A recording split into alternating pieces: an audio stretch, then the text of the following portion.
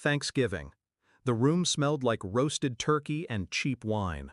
Laughter echoed off the walls, too loud, too rehearsed. Then my sister stood, glass in hand, smile sharp enough to cut skin. "We voted," she said, pausing for dramatic effect, "and you're not family anymore." Applause. Actual applause. My mother clapped the hardest. I didn't flinch, didn't ask why. I just let the weight of her words hang there until the room quieted. Then I laughed. Soft, almost kind. Then I guess you won't need this."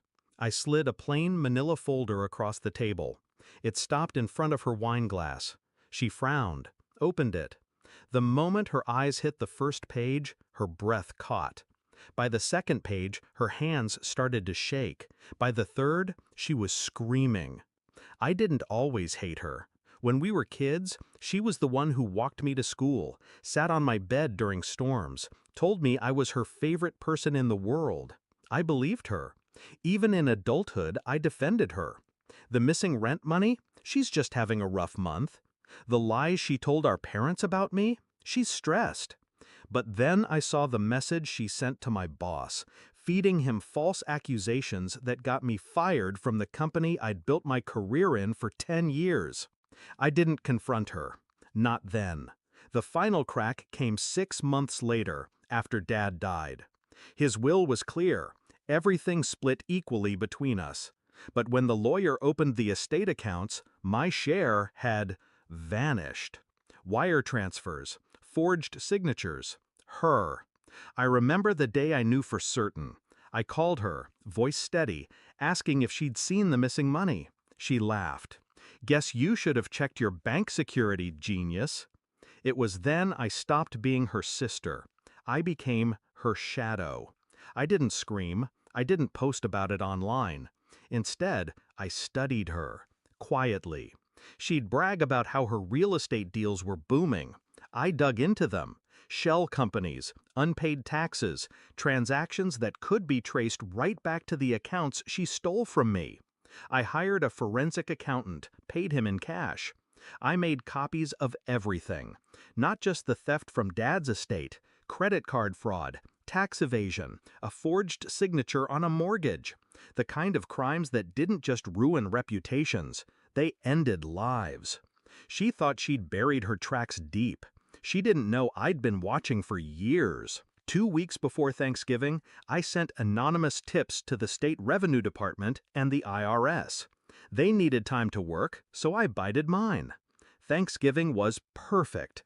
The whole family together, her audience. She liked to humiliate me in front of them. She didn't know I'd chosen that day for a reason. When she read the documents in that folder, she saw everything. Bank statements, property deeds with forged signatures, a letter from the IRS's Criminal Investigations Division addressed to her, still sealed. I'd intercepted it from her mailbox. Her voice cracked. What is this?" I leaned back in my chair, still holding my wine. "Evidence," I said, "enough to make sure you'll be spending the next decade somewhere with metal bars." She stood, knocking over her chair.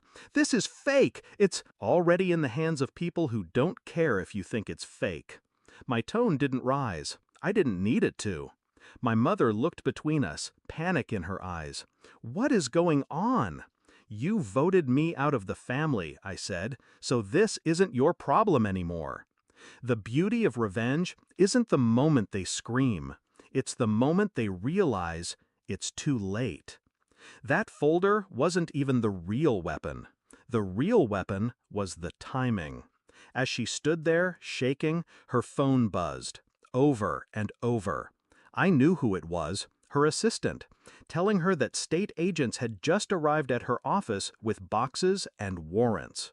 I finished my wine, pushed my chair back, and stood. "Happy Thanksgiving," I said, walking toward the door. She called after me. My name, begging now, but I didn't turn. 2 months later, she was indicted on 6 counts of fraud and tax evasion. The family didn't invite me to Christmas that year, or the year after. I didn't mind. I'd rather eat alone than break bread with people who cheer while they cut you out. Funny thing is, they still blame me for destroying her. But the truth? I didn't destroy her. She just finally met someone who knew how to take her game and end it. For good.